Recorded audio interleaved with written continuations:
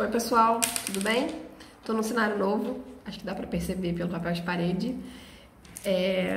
Hoje é o primeiro vídeo que eu tô gravando aqui do escritório da associação, né, do Instituto Brasil-Portugal de Apoio ao Imigrante. E esse vídeo são duas demandas aqui. Primeiro que saiu uma matéria, apesar de ser uma matéria antiga, está relacionado a um tema que foi objeto de um vídeo que eu postei que deu muitas polêmicas.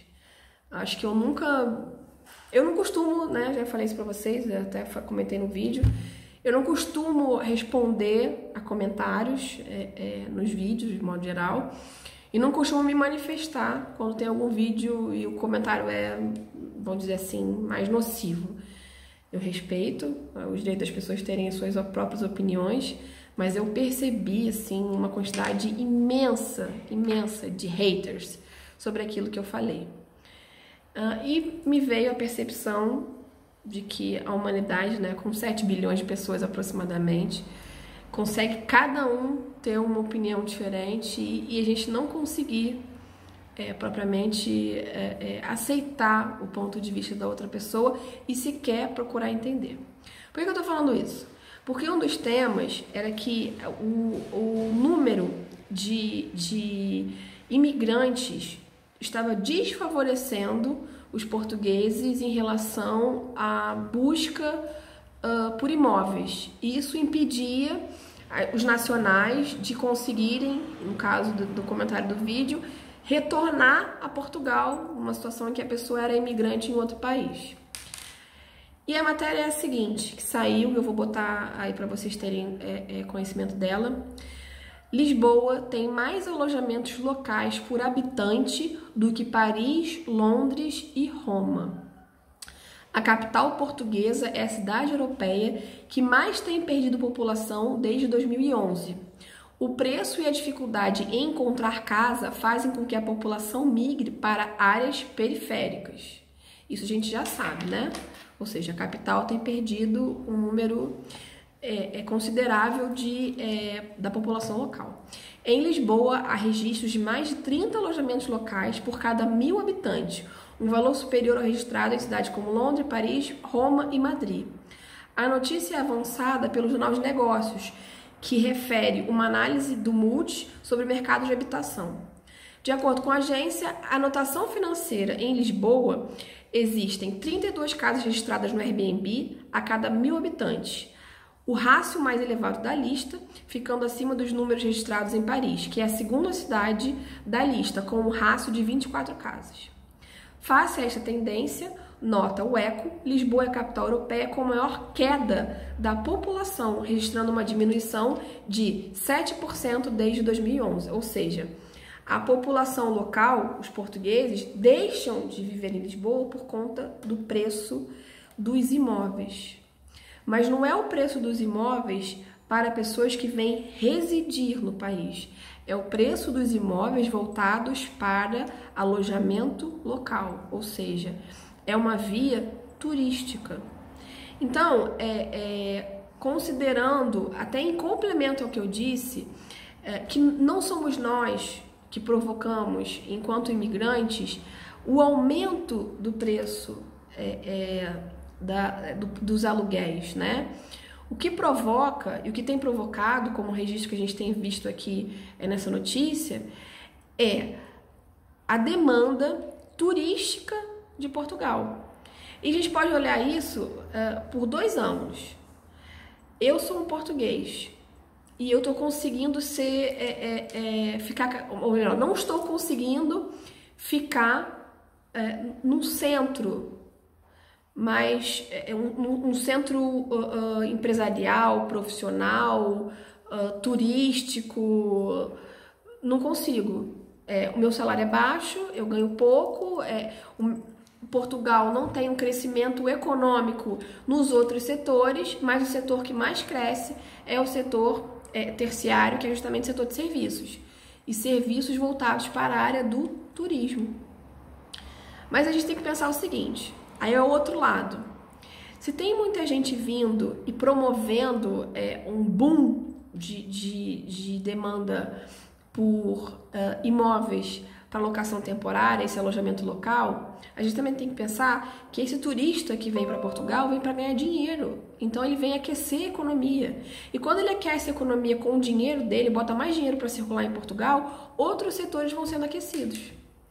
Então a minha análise sobre esse assunto é o seguinte: ao invés de a gente ficar haters em relação ao imigrante, haters em relação ao turista que vem, se você olhar para o ponto de vista econômico, tá, do país, aquilo que faz o país avançar é justamente a injeção de capital. E o turismo favorecido promove o crescimento econômico. É claro que, na minha opinião, né, eu não sou economista, não sou uma pessoa que tenha profundo conhecimento dessa área, Portugal não pode se valer apenas desse segmento. É preciso ter investimentos e usar, inclusive, o dinheiro que é injetado nesse setor para desenvolver outras áreas. Mas imagina se não tivesse isso. Não se esqueçam que a gente acabou de sair, né? Recente, a crise de 2014, e que fez com que vários imigrantes fossem embora. E isso desaqueceu a economia. Então, essa demanda por casas para alojamento local, isso favorece a injeção de capital no país. É uma coisa agradável se você for pensar do ninho, de você manter a cultura portuguesa e você conseguir, como português, alugar um apartamento, comprar uma casa a um preço que você conseguia a coisa de 3, 4 anos atrás? Claro que não. Ninguém quer gastar mais dinheiro. Mas se você for pensar no ponto de vista de desenvolvimento da economia, que quando você tem mais turista, os setores de serviços aumentam e você garante mais emprego, inclusive para a população portuguesa, isso é um ponto positivo. Porque não adianta nada, na minha opinião e pela lógica, a casa ser barata, não adianta nada você ter um financiamento aprovado para comprar uma casa barata se você não tiver na contramão um emprego para pagar essa casa. Né? Então, a gente tem que pensar por esse ponto de vista. O mercado de turismo aquecido promove, claro, uma alta no preço dos imóveis. A gente não tem dúvida disso, até porque as pessoas vão fazer o quê? Elas vão priorizar alugar apartamentos. Ao invés de você alugar um apartamento a 650 euros, um T2 em Lisboa, você vai querer alugar esse mesmo apartamento por 2.000 euros ao mês, podando no alojamento local.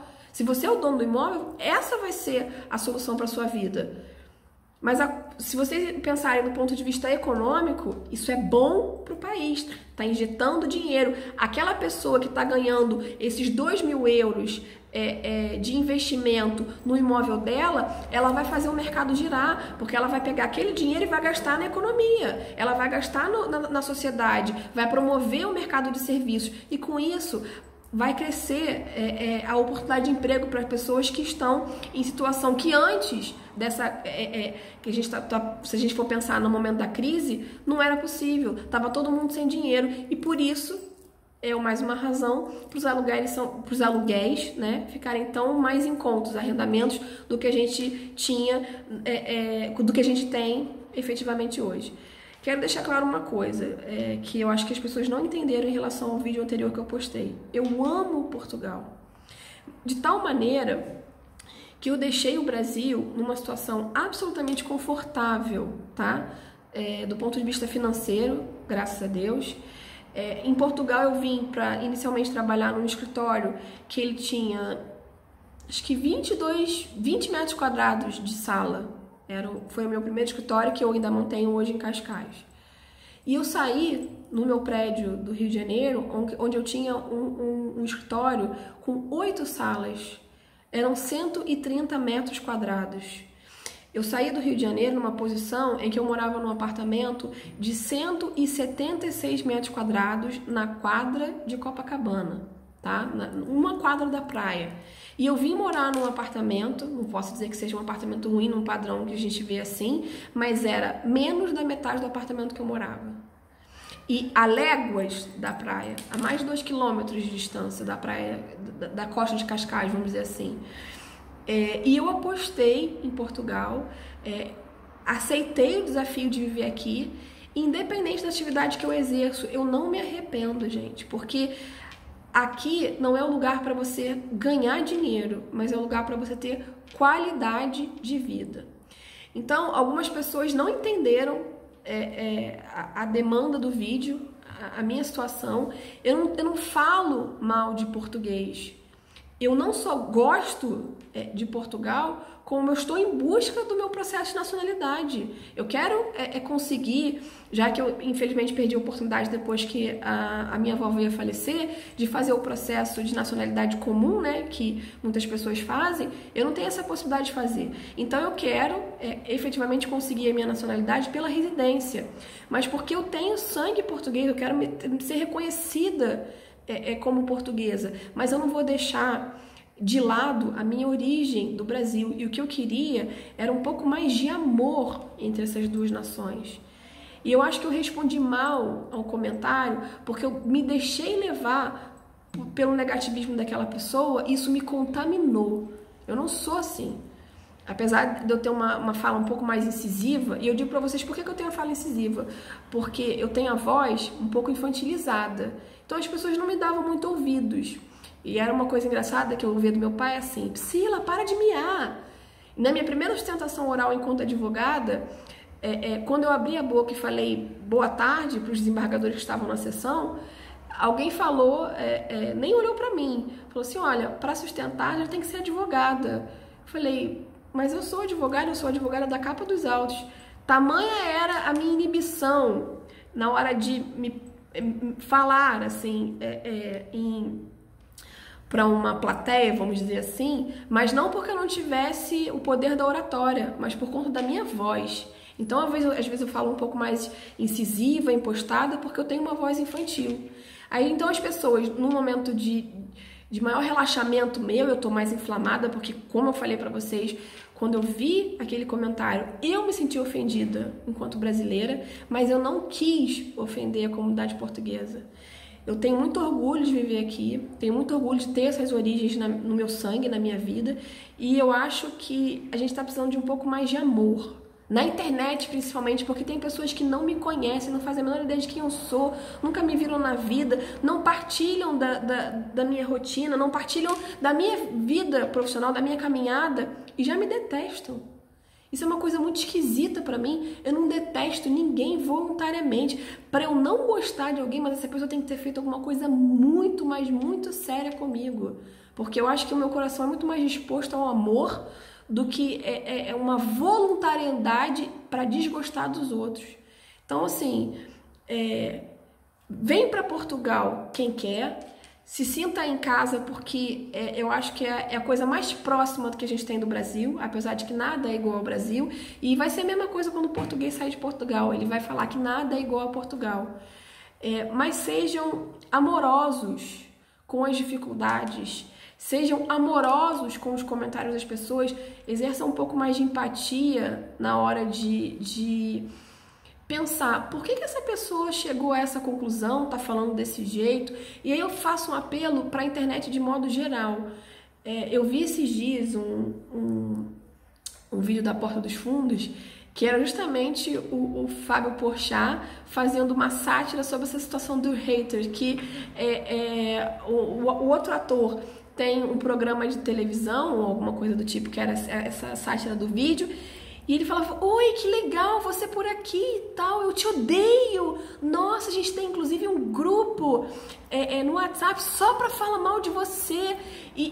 Ou seja, fazendo uma sátira de que existem pessoas que perdem tempo da vida delas pra poder se ocupar de falar mal dos outros e alimentar essa cultura do ódio. Eu não sou a favor disso. Até peço desculpas se esse pareceu o meu comportamento, porque de longe é isso.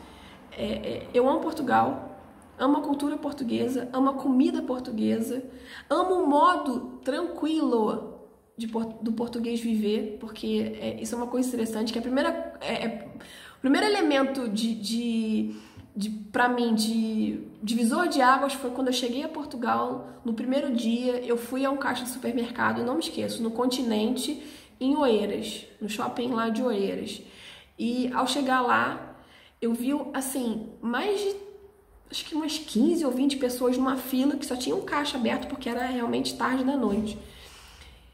E eu vi as pessoas numa calma naquela fila. Eu falei: Jesus, mas essa fila não anda. E eu reparei que só eu estava indignada com o fato da fila não andar. porque o brasileiro tem a tendência da impaciência. Então eu gosto e tenho aprendido, inclusive, o ritmo de viver em Portugal, que é o ritmo que a gente tinha que viver no Brasil.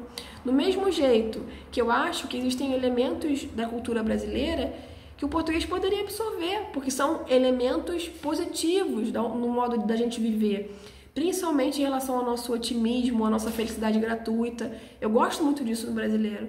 E eu acho que a gente traz essa alegria pra cá, entendeu? Mas de modo nenhum eu quis fazer isso de um jeito em dividir nações. Na verdade, o meu objetivo sempre foi agregar. E eu sou super a favor que as pessoas venham para Portugal, porque Portugal é muito bom de viver. E se eu pudesse, se eu tivesse o poder de fazer isso, todos os meus amigos estariam em Portugal, a minha família inteira, meu irmão, minha mãe, minha madrinha, a tia Lúcia, que é uma pessoa que como se fosse minha tia de sangue, porém não é, mas que me viu nascer. E eu falo com uma paixão, uma coisa assim maravilhosa quando eu tô no Rio, quando eu vejo a minha família. O que vocês estão fazendo aqui? Aqui tá muito violento, eu já não aguento mais viver nesse lugar e tal. E me incomoda abrir o G1, né, e só ver notícia de tragédia, violência. E eu venho para Portugal e não é nada disso, é o mar de tranquilidade.